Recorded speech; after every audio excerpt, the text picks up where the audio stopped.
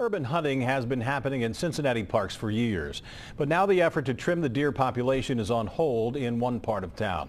Local 12's Sydney Benter shows us why some are trying to stop it for good.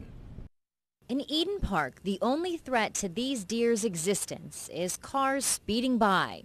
That's not necessarily the case at other parks, though. Came up with the program of using volunteers that would use bows and arrows in the woods to reduce the deer herds. Hunters have helped the city thin out the deer population at a handful of parks for about 7 years now.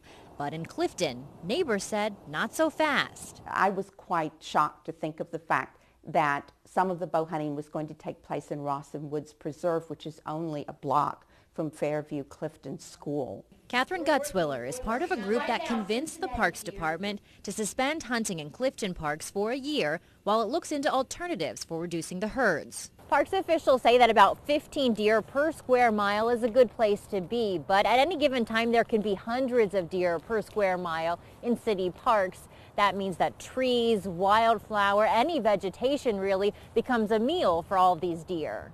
The deer were eating through their primary plants they preferred.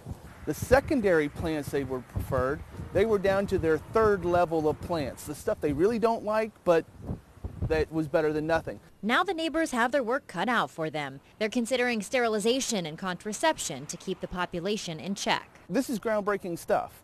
If they can get this to work and the state to approve it and funding and everything, this has never been done in Ohio. In Clifton, Sydney Benter, Local 12 News. Bow hunting is on hold in Mount Storm Park, Edgewood Grove, and Rawson Woods until June. That's when the citizen group has to make its case for alternatives to hunting.